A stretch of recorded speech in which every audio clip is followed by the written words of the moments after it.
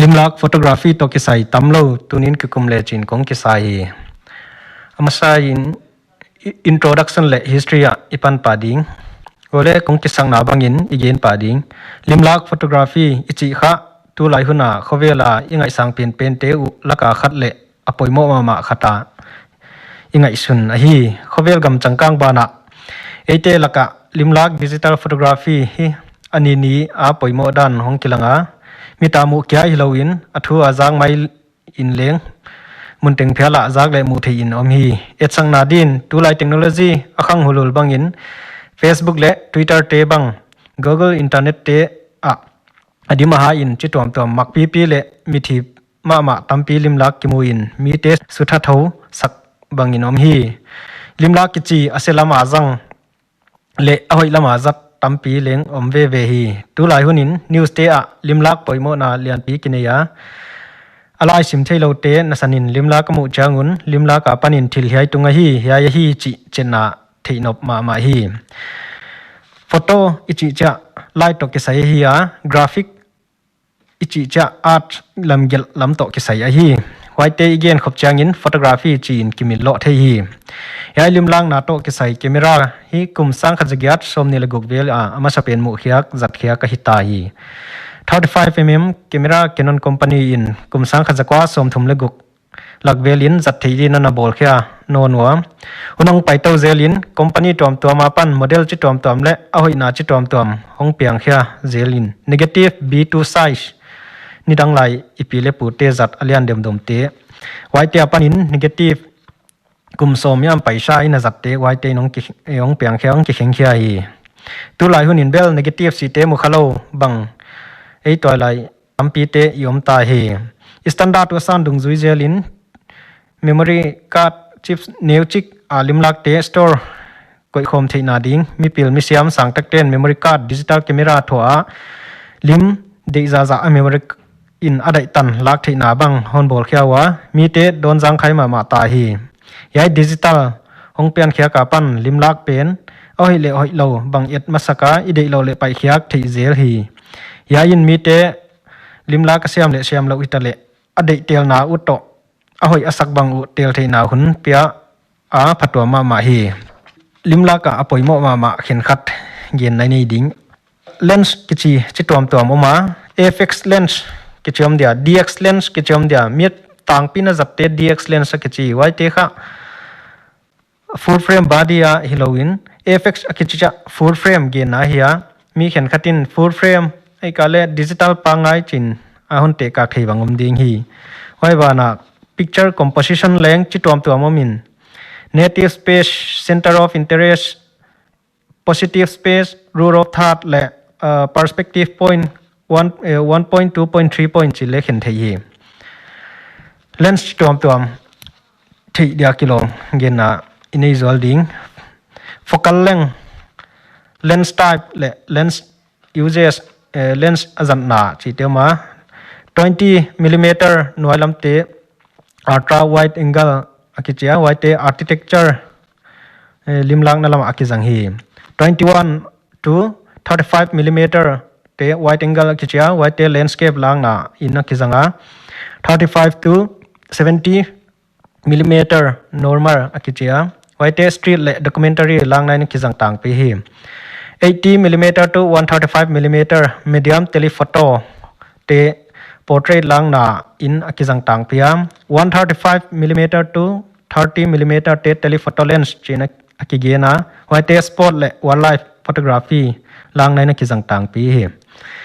300 mm apan atunglam 600 chi tevel white super telephoto lens akichia white wildlife thil gamla pi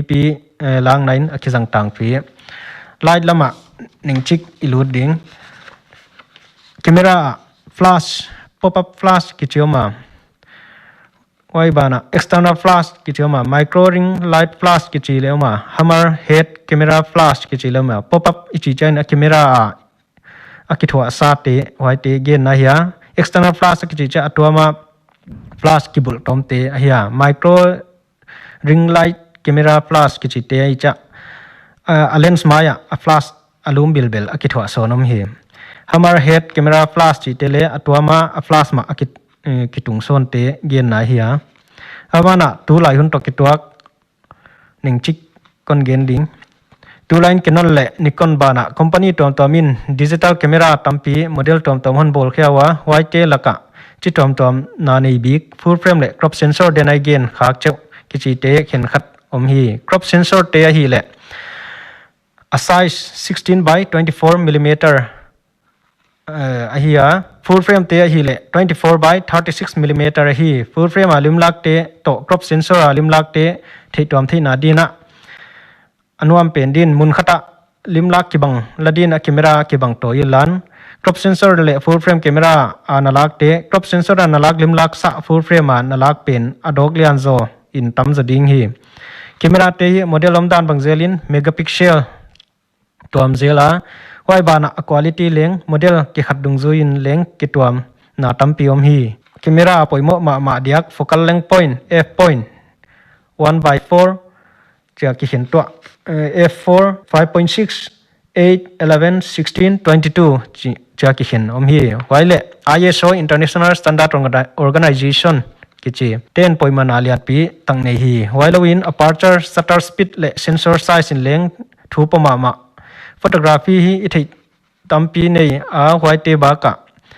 hyang nei a video again in photojournalism kichi le commercial photography chi in chini in ki hen thei hi photojournalism si chi chang an media mass media communication news lam a kinga dewa thu chau hiloin alim lak to panga lim lak ka pan thu tampi gen thei na dile athu athei chang thei na ding a gen chang na akizang leng hi news a thu chau et sanga lim lak to om le asim tia ding in bang za som nga lungsima la zo khinin a picture en mai in thei na om hi